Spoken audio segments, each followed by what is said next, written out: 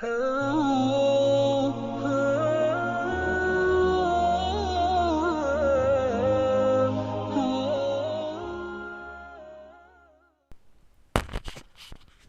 اللہ الرحمن الرحیم الحمد للہ رب العالمین والصلاة والسلام علی سید المرسلین وخاتم النبیین محمد وآلہ واصحابہ اجمعین اما بعد فقد قال النبی صلی اللہ علیہ وسلم من قام لیلۃ العیدین محتسبا للہ تعالی لم یمت قلبہ یوم تموت القلوب او کما قال النبی صلی اللہ علیہ وسلم۔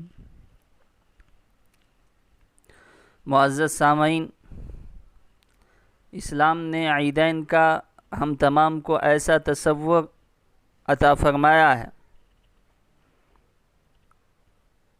عیدین کے ایام اس کے مذہبی اقدار اور تعلیمات جو ہے لہو و لعب اور بیکار اور فضول چیزوں سے بہت دور ہیں، اور ان عیدین کے ایام میں اور راتوں میں کوئی خرافات کا شائبہ بھی نہیں ہے۔ معزز سامعین، عام طور سے چاہے وہ عید الفطر ہو یا عید الاضحیٰ ہو، اس سے پہلے کی راتوں میں عید الفطر میں رمضان کی تھکان اور عید کی تیاری کی نظر وہ رات عام طور سے ہو جاتی ہے۔ عید الاضحیٰ میں قربانی کی تیاری اور اسی طرح دوسری تیاریوں میں وہ رات گزر جاتی ہے۔ عام طور سے اس رات کی فضیلت عام لوگوں کے سامنے نہیں ہوتی ہے، حالانکہ عیدین کی راتیں اللہ تعالیٰ کی نظر میں نہایت فضیلت رکھتی ہیں۔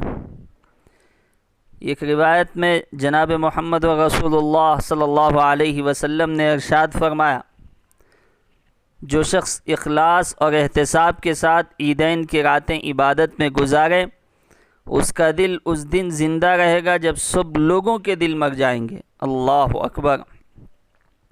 یعنی اس رات میں عبادت کرنے والے خوش نصیب حضرات میدان محشر کی سختیوں میں بے خوف اور مطمئن ہوں گے۔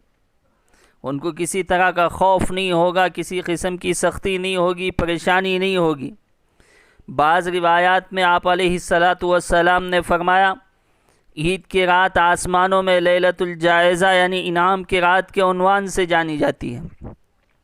اس لیے ان راتوں کو فضول گپ شپ میں اور اسی طرح فضولیات میں گزارنے کے اور ادھر ادھر کی غیبتیں کرنے کے اور تفریحات کے واہی تباہی مشاغل کے، اس کے بجائے عبادت و اطاعت میں گزارنے کی کوشش کرنی چاہیے۔